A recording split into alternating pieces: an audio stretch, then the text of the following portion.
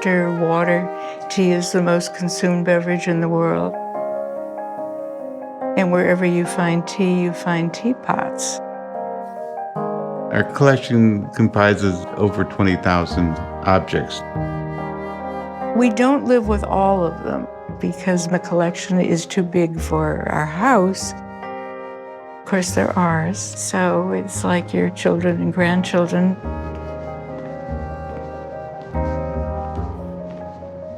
As an attorney, I did estate planning, so I learned a lot about objects.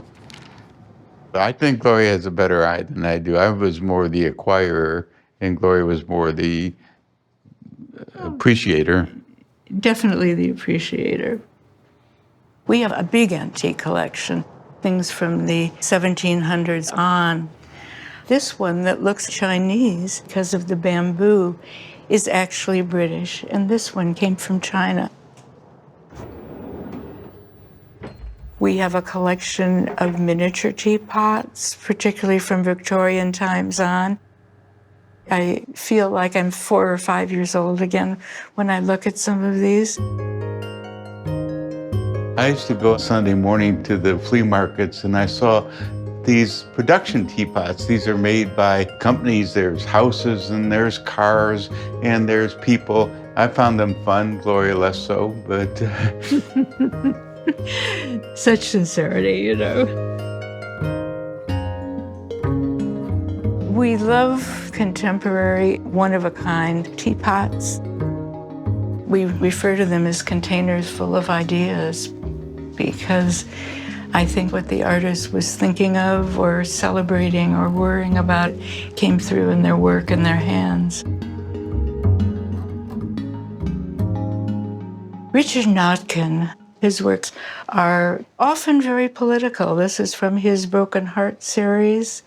The chain around the heart, a reference to the prisoners of war in the Vietnam War. Well, this is one of my favorite teapots because years ago I would run 7 miles a day, every day. And if you call it a teapot, it's a teapot. We have a collection of ephemera or paraphernalia, things that aren't teapots, but that have teapot images on them.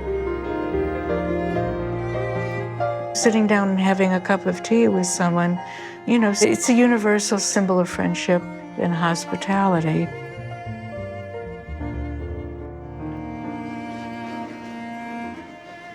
Many of the pieces in our collection have been commissioned, and commissioning was a real adventure because you never knew what you were going to get. And we would talk It's like a blind date. You would talk to an artist to say, you know, we want you to do something in your language, your artistic vernacular. And sometimes we were absolutely amazed with what artists would do. We have a teapot made of tea bags, used tea bags.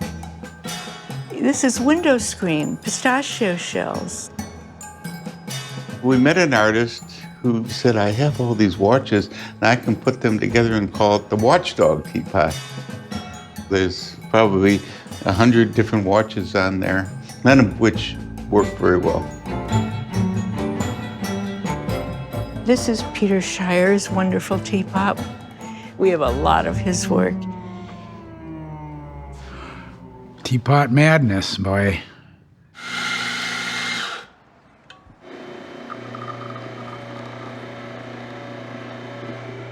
I come to my studio every day and do different things. Sometimes it's making coffee. You guys want an espresso? I work with making things. I live for making things. I'm arguably happy when I'm actually making things. And sometimes it's making ceramics.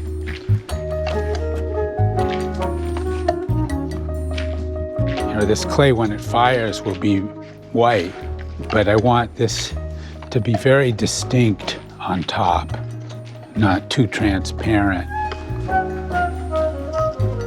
In the 60s, my direction was towards pottery because it hearkened to a trade. which of course made it déclassé in the art world. But there was a moment in California Clay by John Mason and Peter Voulkos and Ken Price using ceramic as a sculptural medium, and had taken up the flag of abstract expressionism. I love this.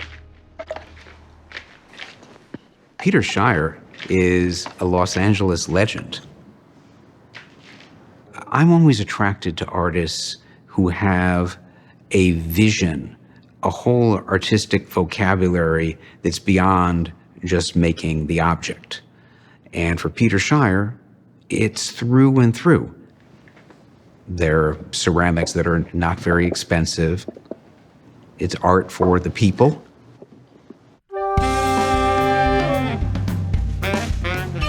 But his vision extends through his sculpture, his very sophisticated paintings. It extends to his truck, even to his scooter.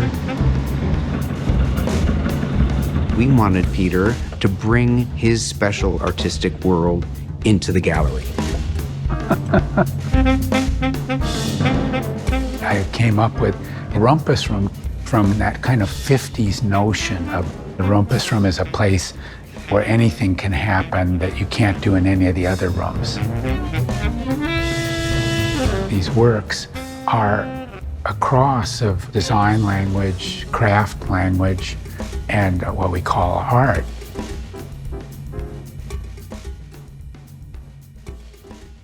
The teapot is maybe the ultimate object within the lexicon because it's got the most parts, spout, handle on an axis, and then there's the lid.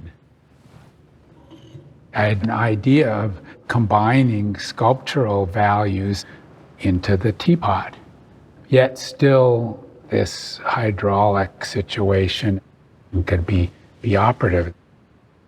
How does the liquid go in? Where does it go? How does it move within the piece? This is my Mickey Mouse teapot. You know, of course, the nose is the spout, and the one of the ears is the entry for the tea, and the handle is the other ear, got its ballads. We talked to him about commissioning a mailbox for us. It's sort of like a giant teapot in a way. And he has all these little flying figures kind of oiling the works to keep our mail coming. But after it was installed, we didn't get mail for a few days because the mailman didn't know what it was. Well, it's such a funny endeavor, but I'm a collector too. My wife, she says, "You're a hoarder."